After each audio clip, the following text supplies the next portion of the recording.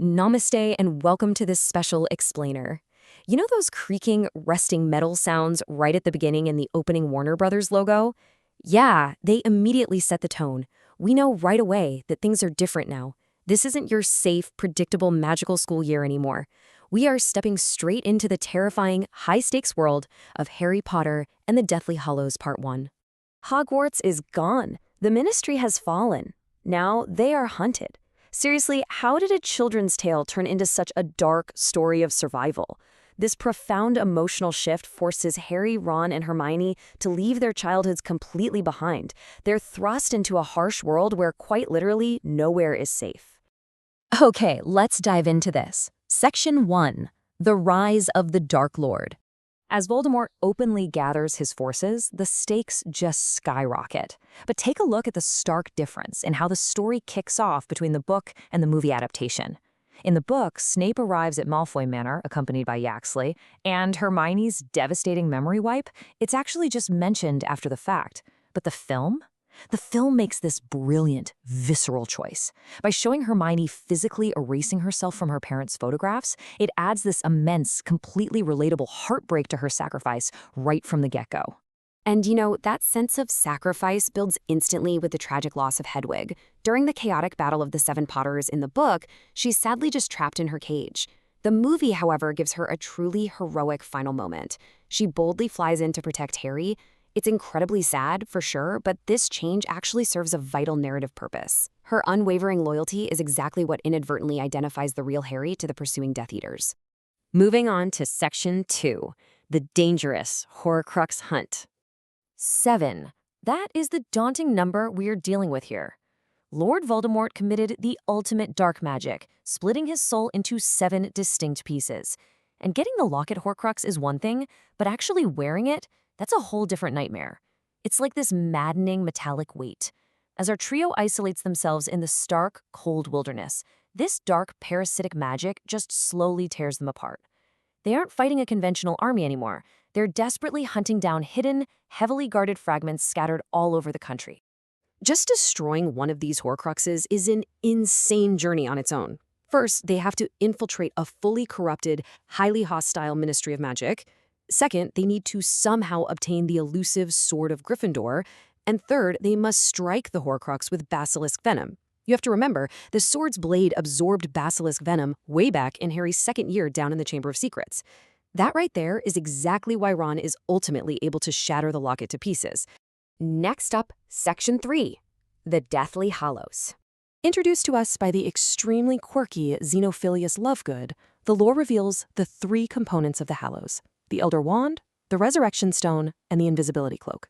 Now, what's absolutely incredible about this is the realization that Harry has unknowingly possessed the Invisibility Cloak, a literal object of death, since his very first year at Hogwarts. I mean, it was literally right under our noses the whole time. This brings us to a deeply profound and emotional moment at Godric's Hollow. The last enemy that shall be destroyed is death. This chillingly poignant quote is written right there on Harry's parents' gravestone. It represents sheer thematic perfection.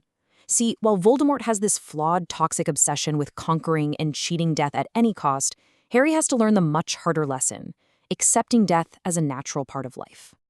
Which leads us to a much darker turn in Section 4, Malfoy Manor and Sacrifice. Their capture by the Snatchers leads to sheer chaos in the Malfoy cellar, but the film actually streamlines this escape quite a bit. In the book, Peter Pettigrew's magical silver hand literally strangles him to death for showing just a brief second of mercy to Harry. The movie simplifies this by just having him get stunned. Also, fun little Easter egg, notice how Dean Thomas is completely missing from the movie's capture scene, even though he was definitely there in the book. And this brings us to a loss we all felt deeply: Dobby. Dobby's sacrifice was tragic, for sure, but it was a necessary step for Harry's character. It's undeniably one of the absolute saddest moments in the entire franchise. Yet, narratively, it is absolutely crucial. It forces Harry to learn true humility and selflessness.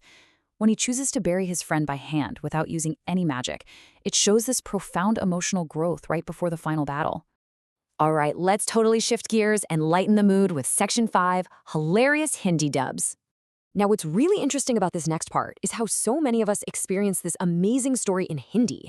In English, we have Voldemort, but in the Hindi dub, he is known as Anisht Dev.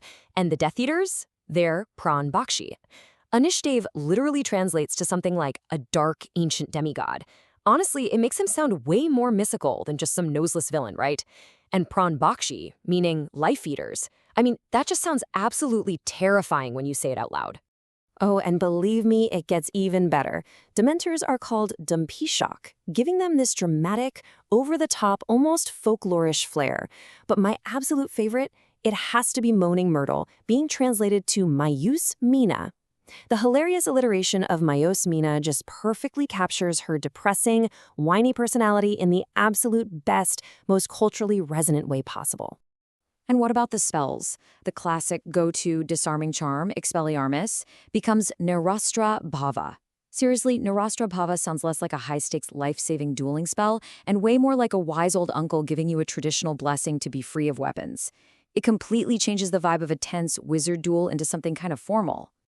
Let's do a rapid-fire round of these iconic translations that totally defined our childhoods. Gryffindor becomes Garuddwar, Slytherin is Nag Shakti, and of course, the Deathly Hallows themselves are famously known as Motke Tofe. Bringing this whole thing full circle, it reminds us that we've just been exploring the incredible, magical world of Motke Tofe.